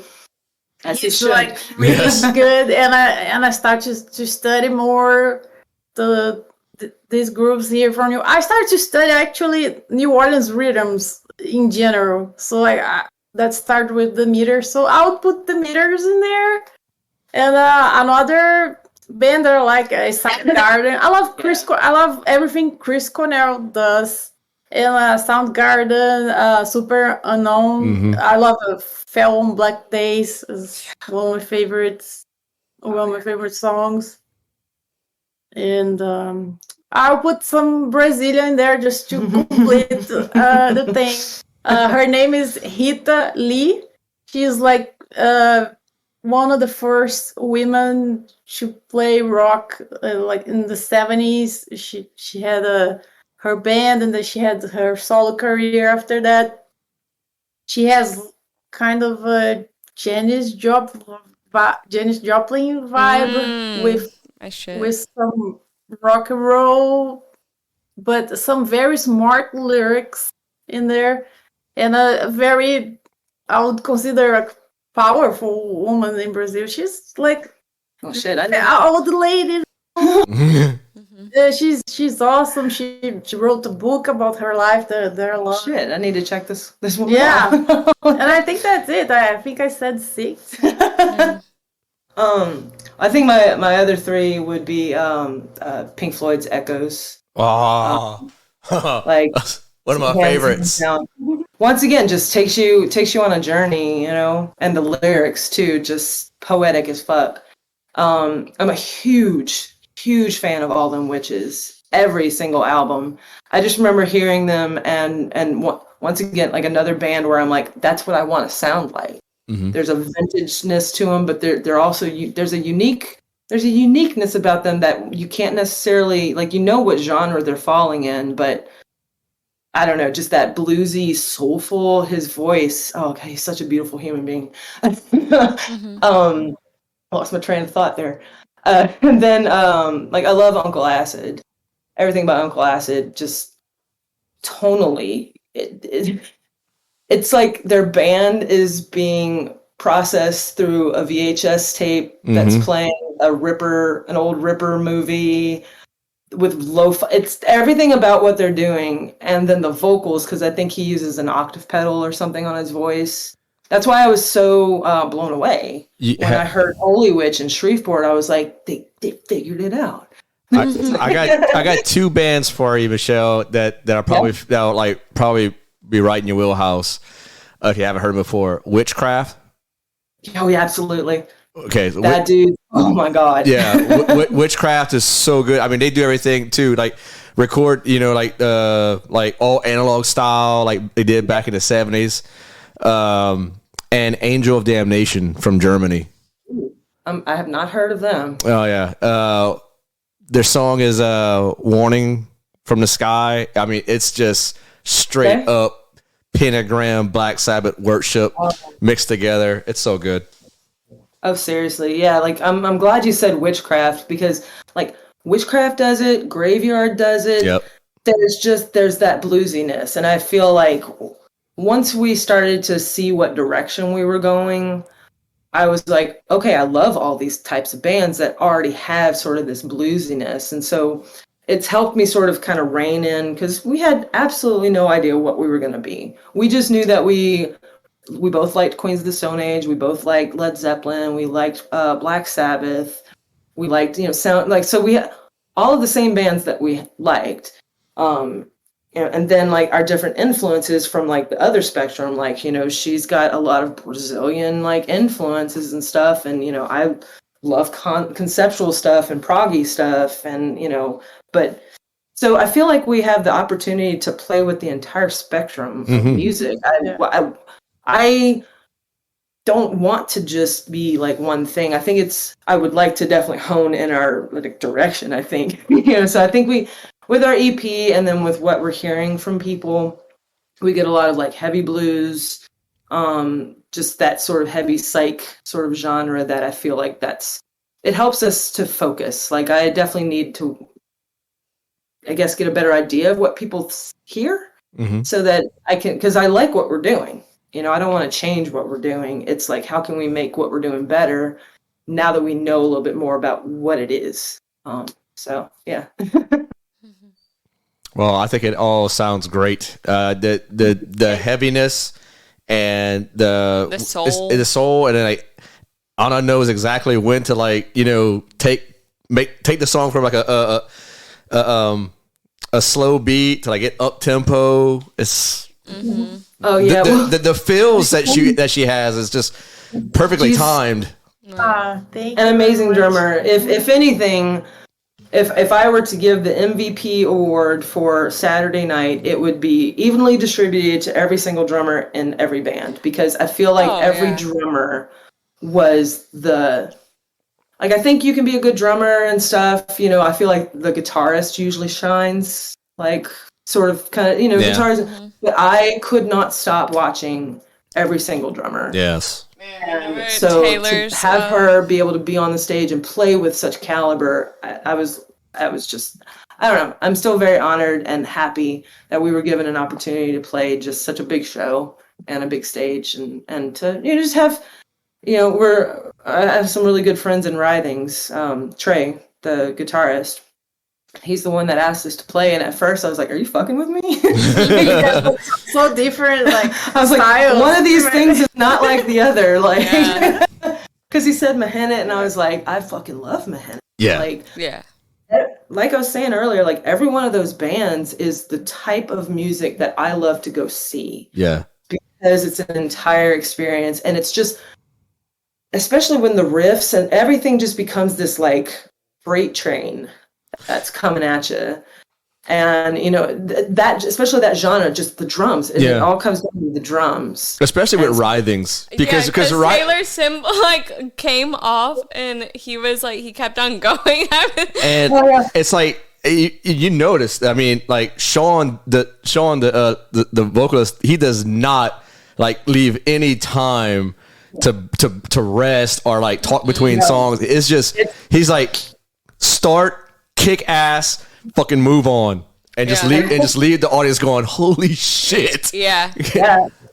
Like, and to see Trey in that band, because I've been a fan of Trey's since he was in I first met him when he was in Recluse. And I remember seeing Recluse at a fucking like house show on like a June, like hot as fuck. And like once again, it's sonically, when like I can't understand what the fuck is going on, I become stupefied by what I'm hearing. Is just like, I love that, and I love that aggressive. I mean, I would love to be able to play that kind of stuff, but a lot of my writing happens at 10 o'clock at night on my couch, so I don't have that angst. I have the angst, but I don't have this, you know. So it's awesome to be able to see bands like that, because it's like it almost becomes a conduit in me, just because I love that specific type of music, because it is just so aggressive. And like I didn't describe it as my face, you know. I didn't tell Sean that night, but I was like, man, I was thinking to myself, like, I'm just watching Sean and the rest of the guys play. I'm like, man, I want to fucking hit somebody. It's just, I don't know why. See, that's what I love to do. I don't do it anymore, but you know, I'm a big girl, and I the spirit takes over me. And I will just start losing my shit. And like, mosh pits are the best place. I have the places that I find the most peace is in the places of the most violence, which is fucking weird. But some of my most freeing moments has been at shows where you're bouncing off of your friends and everyone's smiling. Someone falls down, you pick them up. Like, the mosh pit etiquette, I think, is how the world should be. Right. Like, a little bit of fun, you know, like, maybe not, don't hurt each other, but no. I guess really it's like, if someone falls down, pick them up, you know, don't be a dick. Yeah. It's just, it's weird, you know, it's tribal. It is. It's the whole musical experience is very tribal. And when you can connect with such a big community, because I'm very much an introvert. I do not like people. I want to just stay in my dragon's den with all my pretties and make stuff, do things. Like, I like learning. I like challenging myself. I can't stand small talk. Like, it's just very hard. It's very difficult. Yeah. But when you're all at a show, you're all there for the same reason. And when you're there with your friends, I have felt the most love in our scene in New Orleans. And, you know, like, all of these people are mostly acquaintances for me, but when you're there, you're having fun. Yeah. And you see all these people all of the time. It's family, basically, essentially. It becomes family. And so, like, that was a big deal for me, you know, to not only start to play my own music and try that, but to be able to go to shows, because that was something, you know, just I was never able to do. And then once I got to college, there's just not enough time, you know, and then frankly, no one ever wanted to go to shows with me. And I was terrified to go alone. I am the biggest person in the venue, but I'm so scared to go to a show by myself. But then I finally was like, fuck it. And I started going to some of the bigger shows that were coming to, like, One Eye Jacks and stuff. Then I started meeting people, and then I go to as many shows as possible. So that's why I wasn't joking. Like, if you want, just look at my Instagram. There's a shit ton of amazing bands here. There's so many new bands that have come out of the pandemic. Like, you interviewed Brat. I don't know if you've interviewed Congealed Putrescence. You should. Yeah, I told Henny. I said, I told Henny. I said, dude, I want to get you and the rest of the guys from Congealed, man. He's like, hell yeah, brother. I love Henny. That dude, once again, playing since he was a kid, and he's got more talent in his fucking pinky finger. Yeah. Because he plays everything. He plays drums, Bass. he plays bass. I don't know if you ever listened to Cicada, but he plays drums in Cicada. Yeah. That's one of our doomy bands. Like, I love Cicada. So it's really, and Trey is in Cicada as well. And so just really fantastic musicians who just the riffs. It's the riffs, but it's also like the picking stamina that I just don't understand how you can play that fast, but that accurately. I think I've just always been drawn. I think that's why I've always been drawn to metal and just like aggressive stuff, because it's so delicate, but so heavy at the same time. But like what they're doing, like little needle strings. Like I just can't. I need my big fat bass strings. Oh, but seriously, music is life. Like, to be able to play it is literally a dream come true for me. So I hope y'all keep it up, though, for sure. Yeah. Wait, she's a working drummer. Like, it's her passion. It's my passion. I mean, I've seen what we can accomplish not knowing what we're doing. And so I think we have so much like knowledge now, you know, hopefully it doesn't get in our way. I think what we need to be conscious of is to not get in our own way and to enjoy the process again. Like, for a long time, like, it's been a long time since we've jammed. And I think like the last time we kind of jammed, we were like, I forgot.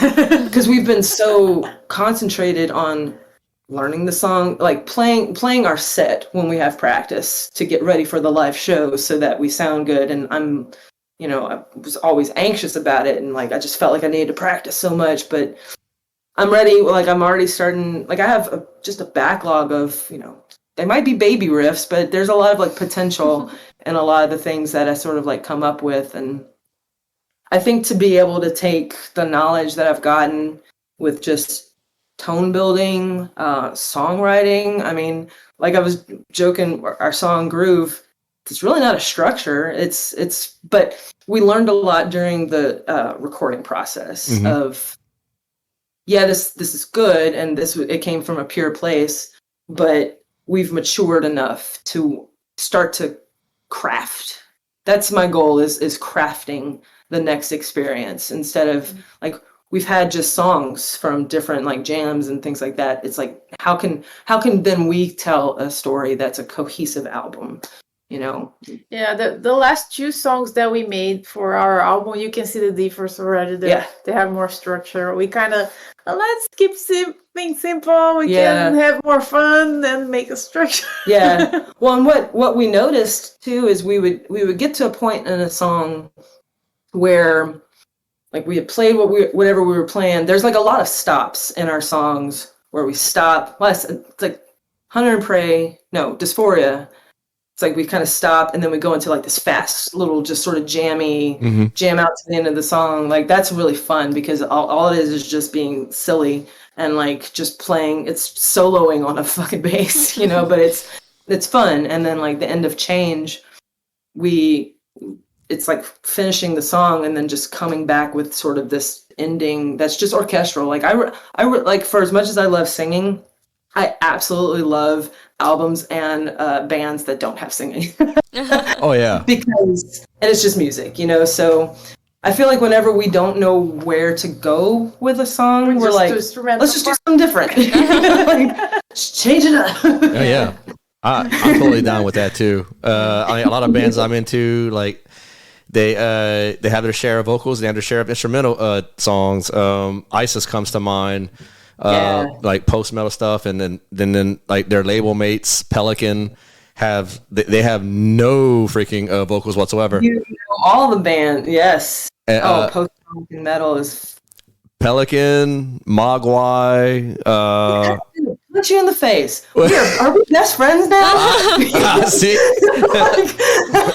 Exactly. I think we were separate. Are we I'm telling you, man. Probably, you know. Post rock and post metal is absolutely, like, talk about an emotional the roller coaster that they bring you on. Yeah. My favorite album, like post metal wise, I mean, I gotta exclude ISIS because ISIS is the band that single-handedly probably saved my life back in 2008 because my life was in complete shambles, and their entire catalog is what did it for me to kind of like made me realize that some shit had to change. But the Hawk is Howling by Mogwai. Yes, it's so good from top to bottom. Yeah, I got really, really big into post rock and post metal in like the early 2000s because I feel like that's when like that was a lot of that big wave that was going through. Like Godspeed Black Emperor is one of. I mean, I can't believe I didn't put that in my album. Can I add a seventh? Because I always get people honorable mentions. So Dead Flag Blues, I would like to be buried in that song. Like just there's. What kind of music and song can paint the most beautiful and sad picture of the apocalypse ever? I mean, I don't know. I guess growing up in the church, the apocalypse was just always there. And so I just wasn't scared of it anymore. And I thought it was a joke. And so I always would joke and be like, I can't wait to go out into the apocalypse. And then I think I shouldn't have said that because the world is a little creepy now. But I mean, why not? Like, go out and... Like the end of Fight Club, just everything just blows. That's funny. You was reading Fight Club. I'm rereading. Like I'd started to read the book a few years back, and it jumped out at me on my bookshelf this morning. So I sent him a picture of it was gray outside, and I sent him a picture of me listening to "A Dying God Coming into Human Flesh" by Celtic Frost while reading a certain line of fucking Fight Club in the beginning about dying or something. And so he was like, he said something along the lines of like, you're pulling out my heartstrings. I'm like, I know, I've grown so much. So she really has grown metal wise. Yeah. Why are we so intense? No, I think artists and music, we just feel things. We're all, it's a different frequency. I think our skin is thinner, so things can kind of penetrate deeper and for sure. Yeah, and you just sort of become sort of this vessel for all of these feelings. But just like so much cunt and penetration, and it's just she said it. She said both of them. Man. And then y'all don't see this, but his fucking what is this called? My podcaster. His podcaster. There's a sticker that says twat. I took the Sweetwater sticker, and I cut it to where it perfectly says twat. Oh my God, bro! I got you right now. Oh, yeah, that's Anyway, if only y'all could just so much put like cat right there and everything. There's just so many innuendos we could just make constantly. real. Watch, it says road twat. Like it just got done. You probably caught that. He's sending out a picture right now. Yeah. Oh, that's too funny. Oh, show him is that your pedal board? Is that what that is? Pedal board? It's a pedal. Yeah, the picture's sick. Yes. Wait. Is that that's the Necromonicon? There you go. I have to spell out my words. Yes. Man. Let me see it. Yeah, I follow so many little boutique pedal companies, and once again, early on, I was so thankful to meet people, like especially dudes who didn't want to gatekeep. They didn't want to make you feel like shit if you like. Who makes people feel bad for asking a question that they're learning? Right. I can't stand that. Yeah. And so I was very lucky to, because through Instagram, like I would post a lot of stuff that I was doing because it's cool, like I love pedals. And so like through Instagram, I met a lot of people that made pedals, and I had one guy, like we were just texting the whole night, and he was explaining to me ohms, how cabinets work. Like he didn't have to do that. He could have just been like, here's an article, or whatever. Right. And that was a big deal, because it just made it was nice to be able to have someone explain it just very simply to me. Because if someone is able to explain something, I can pick it up fairly quickly and like run with it. But yeah, like pedals and just there's this one dude, God damn it. the pedal is called the Megalith, and Mountain King Electronics. And I knew that Al used this pedal in Ohm. Mm-hmm. That's all I knew because I had read it on a gear thing, and I, once again wanting to sort of like do the doomier stuff. I found it, and because everyone in that I would talk to, they're like, yeah, that guy doesn't make it anymore. And then I found it on Instagram, and the guy's like, yeah, I still make pedals. I don't know why. He was like, I don't know why people keep thinking I don't make pedals anymore.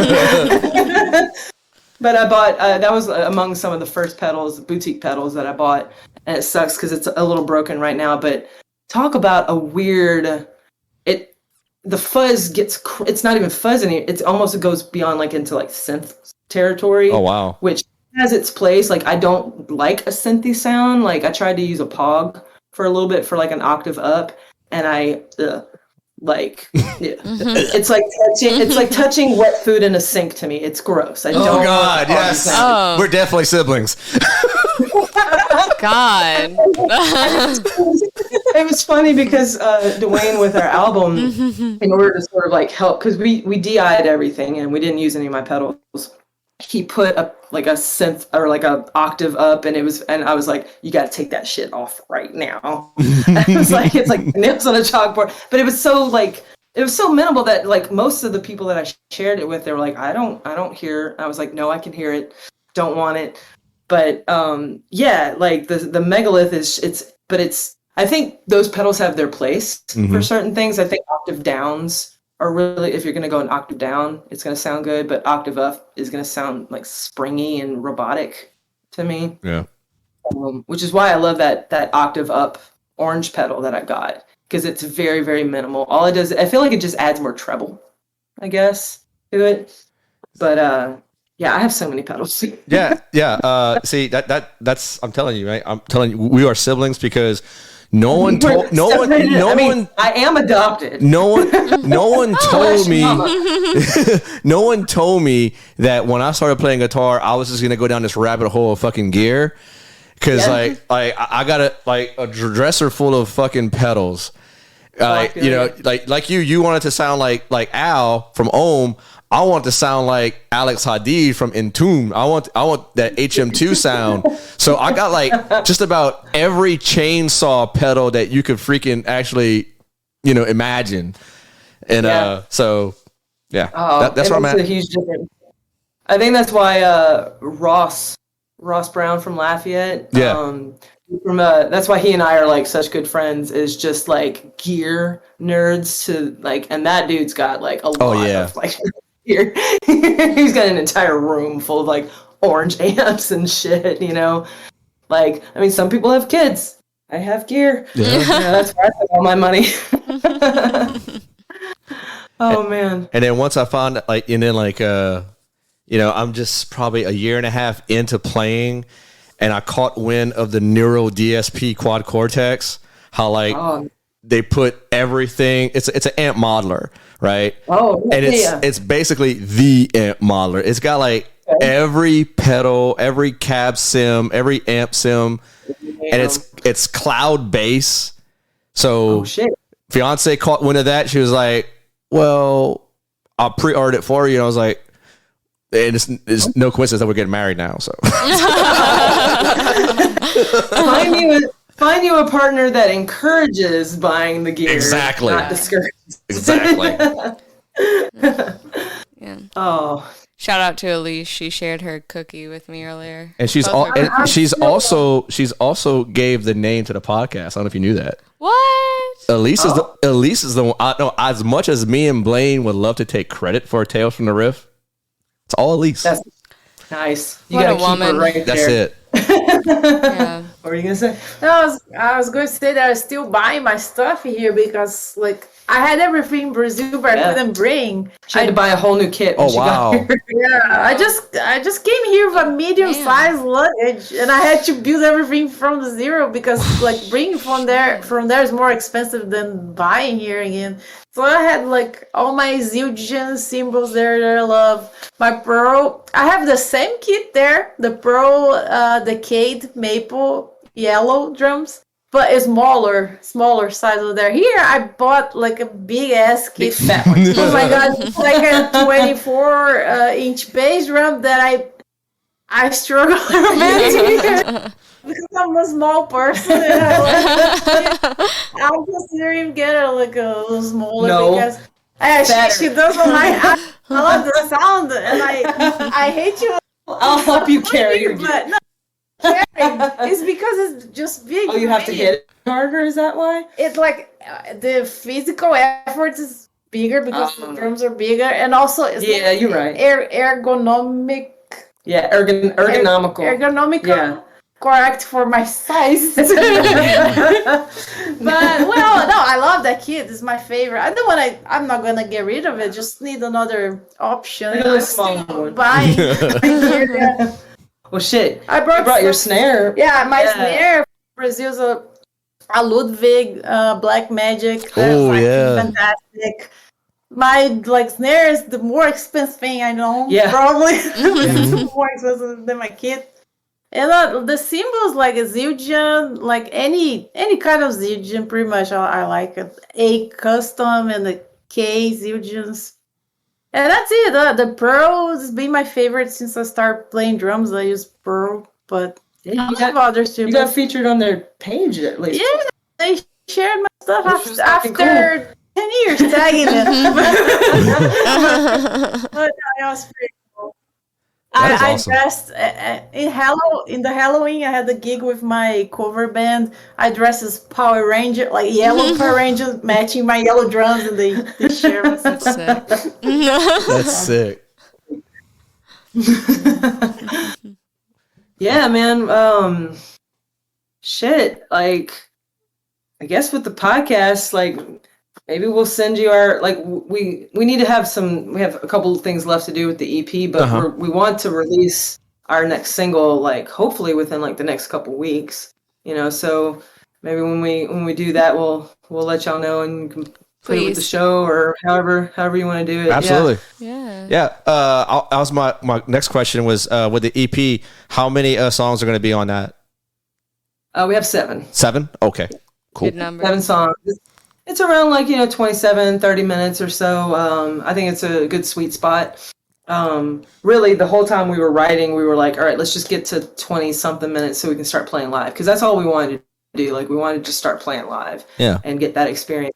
We had some photos taken at the show recently. So originally, I do a lot of art. So, like, I've done a lot of album covers for friends in town. And so in my mind, I was like, oh, well, I'll just draw. But then the more we thought about it, the more it didn't fit with, because no one would even know who we are. Yeah. I think it's good the picture that we're going to use is you can see my bass, you can see her snare. You can deduce that we play music at least, and just slap our logo on it and quit overthinking it because we're ready. I don't think you have any more changes. I think we're gonna do probably a single every month, like maybe for the next 3 months, and then just drop the rest of the album just to kind of get it out there. Nice. And I'm looking forward to it. It sounds so good live, and the new song that y'all had premiered for the show is just perfect. Yeah. Hunter and Prey is my new favorite. Yeah, we definitely agree because it's like we kind of joke like the songs are like kids. Like we had our first 3 kids and they were super it wasn't problematic, but they're like feral, just like I don't know what to do with these, like that the song Groove is structure. I should have used a condom. It's a jam, like a jam. It's fun. It's I love them. I still love them. I do. Her favorite song is Groove. Yeah, there's no structure, but it's the jam I just love because that's when I kind of understood like what kind of drummer I am in my life. Like finally after 16 years playing, so like God, those first 3 songs. Like it's been a year and a half since we released the single, and we recorded 3 songs, but we were only really happy with one because we were still like I still didn't have my gear figured out. Like we were like, all right, well, let's just we put out Breaking Down, and we did like a little music video for it. It's not every recording studio that gets the idea of our sound because, for example, I'm a groove drummer, so I'm gonna have ghost notes in there in the drums, and sometimes they just put sample and everything and erases all the details.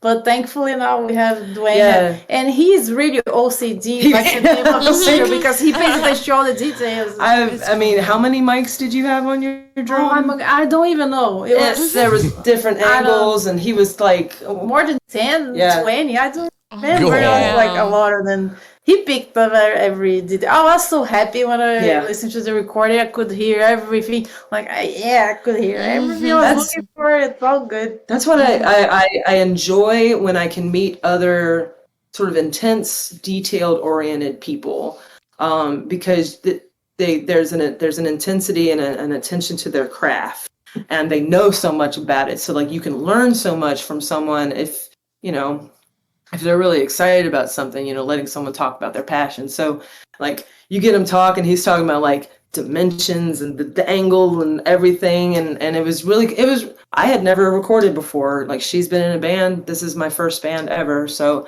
I had never experienced this process before. So I really have a lot of fun in the recording studio because Dwayne became our third member. He's just a very easy person to be around. And, he acts as a producer. Like, he's not going to try and change your sound, but he's going to subtly ask you, what do you mean by this? Or, like, what is your intention with this?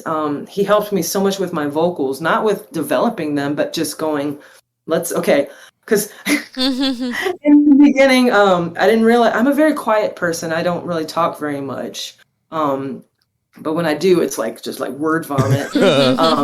And so when it came to singing, I didn't realize, I knew, like, I didn't enunciate things. Like, everything was just sort of like this big run-on, like, I didn't know what I was doing yet, really. And we went, sort of, not even verse by verse. It was like each line by line, let's sing that. How do we every line of every song we did at least 3 takes. And we would kind of put the best ones together. But what happened is this was the first time I was literally hearing my voice ever. And it was traumatic. I was like, this sound. I just could not. Because that's when I realized, like I wasn't intentionally doing it, but there was a lot of stuff going on because you can't deny what you listen to literally every day. Even if you think you want to do something else, like I was like, oh yeah, I want to be a little bit heavier, maybe try and scream a little bit. I don't know. Like if I listen to like Etta James and Nina Simone and like all of those people almost every day, it's gonna come out in like what I'm doing. And so it was simplifying everything that I was doing and also learning how to enunciate my words. So he helped tremendously. And so that was the first time I ever heard myself recorded. And then it helped me have a lot more confidence in what we were doing because I could hear the whole package finally and have this cohesive understanding of what we've been doing for the past. I mean, we met in like summer of 2019 is when we started. A little bit before COVID. Yeah. Right? And then we released, so it took us like a good year to just even have a single, just because those first 3 songs just took forever because I was never happy. And I was also learning how to sing and just learning literally how to do everything all at the same time. And then COVID happened, and then our middle child, a change is going to happen. That was organic, and it was cool to have like our cover of something. But then the next 3 was like the development of this whole process, like Hunter and Prey, Dysphoria, and Spitfire. There's the verse chord. They have a lot more structure, and Well, seven songs. Sorry, I kept on interrupting you there. I'm really looking forward to being able to just listen to all the shit that I heard this past weekend because, like I said before, I was absolutely mesmerized, entranced, just so invested in y'all's performance. Y'all really impacted me. So Same here. And same with this whole interview. A lot of you, both of you said a lot of stuff that resonated with me, and I feel like it's gonna really resonate with a lot of not just female musicians that are trying to start out, but our female artists, but just artists in general. So I really want to thank y'all for doing what y'all do, and even sitting down and talking with us, via Discord. Yeah. Like anytime we get to talk about music I'll take it. It's been a pleasure for sure. Awesome. Well, anything y'all want to promote, push? Our next show is we play a Saturday at the Marsh Room. It's a new place in Metairie that opened up. But we've got, a couple shows every month, but really the next goal for us is for me to get a working vehicle, because we want to start, we would like to have a little tour. Mm-hmm. For a long time, I was going to Texas a lot. And so I know a lot of people out there, like Houston. We finally made some connections in Austin. I know people in Dallas, Arlington. So now that I have a band, I would like to play in the places that I used to go and see the bands, because Texas has such amazing bands, and it was all the genre that I liked that doesn't necessarily come to New Orleans a lot, which is why I appreciate what Lafayette does as far as creating sort of like this middle gap or this middle stop. Just having all these bands that I really like out of Texas, like Austin is an amazing scene. Houston has a lot of freaking bands, and there's a lot of like opportunities for festivals. There's I don't think the label is out of Texas. I think they're out of California, but there's a label called Ripple Music. Yeah. And they have Mothership on there. So like they recently, I think it was the first time they ever had it was a 1-day thing, but it was like a lot of bands, which is why I'm glad they're going to have a 3-day thing next. And I think in July. So hopefully we can go to that and just see the bands. But yeah, Texas has a lot of the bands that is what I was listening to when I was like, yeah, this is the kind of music I want to make. So yeah. The social media we use more is the Instagram. Yeah. If somebody want to follow, is like Spitfire.504. Yeah. Not only Spitfire, so pay attention to that. Yeah. Spitfire.504. Yeah, we have a Facebook page as well. If you look up Spitfire, Bandcamp, all that. But yeah, Instagram has pretty much everything. It's like a one-stop shop for everything that we're doing, and we're pretty active on it. We've been taking advantage of the reels lately. Yeah. Instead of just posting a flyer for a show, we like to make it a little fun. We're in the practice space every, twice, sometimes 3 times a week, and just do a little video to promote the band, explain to people what they're, the other bands that they're going to be going to see. Just kind of, I think when you can get people excited, hopefully they'll come out to your show. I think for sure. I think we had a really big crowd on Saturday, and it's because all 4 bands promoted the shit out of it like every day. Oh yeah. Yeah. Well, cool. Well, thank y'all so much for for joining us on the podcast, and we look forward to it. Doing it again too whenever y'all drop the new album. Yes, and we're for sure gonna hang out and start a group message. Thank y'all so much for doing what y'all do, doing the Riff Lord's work. Yeah, try. I don't know if y'all heard me, but I said we're for sure gonna hang out and start a group message. Mo, you can possibly join, but I'm for sure gonna have a group, because I feel like y'all are my girls now. Girls, as the kids say. But, absolutely. Cool. Yeah, we definitely can't wait to get out to Lafayette again. So once we do, we should all maybe get some dinner together. Just like hang out and see one another. Yeah, definitely come by the house. We got cat, we got dogs, we got etouffee on tap. Hey, well, I mean, you and I talk, because I grew up on that food, and so every time, when I was going to Texas a lot, I would time it so that I could get my smoked boudin. Yeah. I would get like 3 pounds, and like the next 6 hours, eat every single link and go into a coma by the time I got to Beaumont. But it was worth it. So, but equal trade. You get me some Cajun food, we'll bring her some Brazilian food to y'all. Mm-hmm. I'm in. Oh yeah, I'm in. Hell yeah. Yeah, Brazilians are like us Cajuns. They show how they love with food. So love it. Looking forward to it. Cool. Yes. All right, guys. Well, y'all have a great night. Have a great night, Yeah, and thank y'all again. Have a good night, man. Have a Thank good y'all. night. Bye. Bye. Bye, y'all.